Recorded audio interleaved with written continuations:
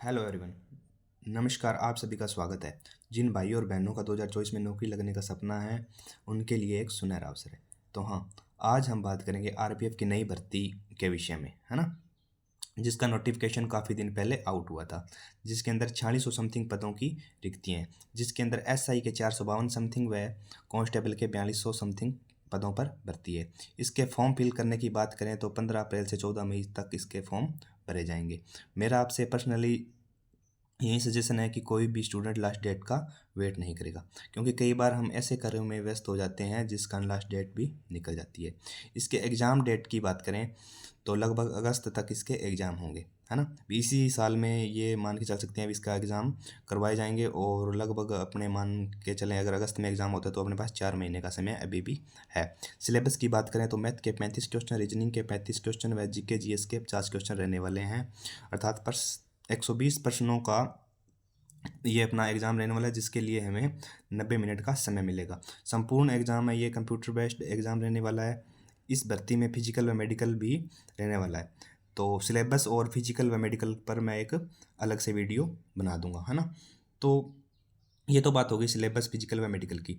तो अपने इस भर्ती को ना दोस्तों अपने टारगेट करके चलना है। अगर आपने अभी तक तैयारी शुरू नहीं की है तो आज से ही अपनी तैयारी शुरू कर दें। एक बात मैं आपको बताना चाहूँगा कि हमारे जीवन में ऐसी अनेक घटनाएं होती रहती है जिनको हमने इन दिनों में इग्नोर करना है, क्योंकि बेरोजगार की कोई होली व दीपावली नहीं होती दोस्तों, है ना।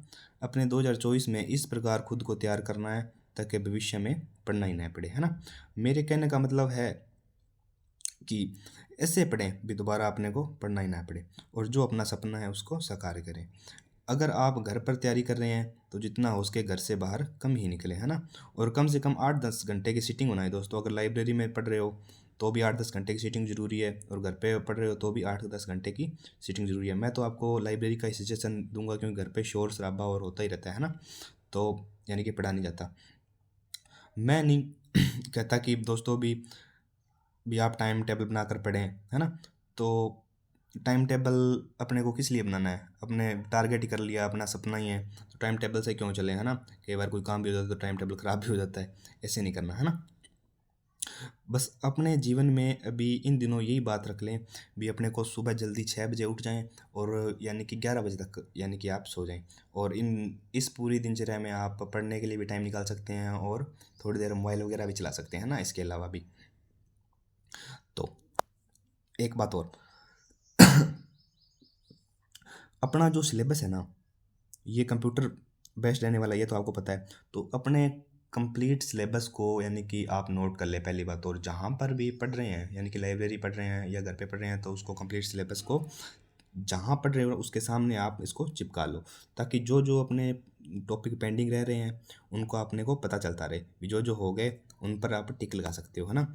एक बात तो जाहिर है कि जो पढ़ेगा उसका ही एग्ज़ाम निकलने वाला है ना दोस्तों, क्योंकि जो पढ़ेगा ही नहीं उसका एग्ज़ाम कैसा निकलेगा। और जो स्टूडेंट मन लगाकर पढ़ने वाला ना, उसका 100% एग्ज़ाम पास होगा, ये मेरा वादा है दोस्तों, है ना। बात करें कि पढ़े कैसे, तो मैं आपको बता दूं, आप प्रीवियस क्वेश्चन पेपर लेकर आएँ, है ना, या डेली का एक मॉक लगाएं, है ना। कोई भी मॉक टेस्ट सीरीज यानी कि आप परचेज कर सकते हो दोस्तों, है ना। अभी इतने ज़्यादा रुपए भी नहीं लगते, अपने वैसे ही रुपए ख़राब ही कर देते हैं दिन में, है ना। कई बार ये ले लिया, वो ले लिया, खाने पीने की चीज़ें ले ली, है ना। तो अपने ज़्यादा ये मतलब आपको बता देता हूँ, 250-300-400 रुपये, बस इतने रुपये लगने वाले हैं, है ना। ये टेस्ट सीरीज आप एक परचेज कर सकते हैं।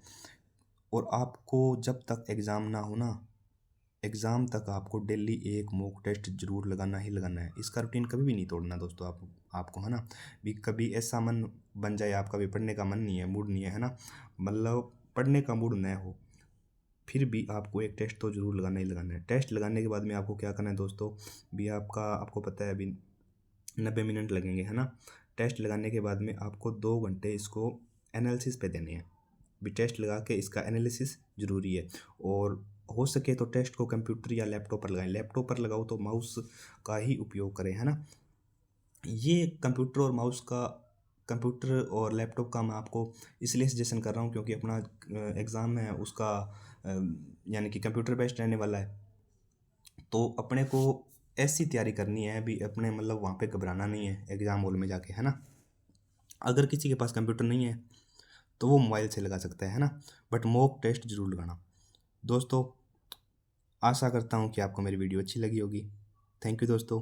अगर आपको किसी भी प्रकार की कोई अन्य जानकारी चाहिए तो आप कमेंट ज़रूर करें। आपका भाई अमित।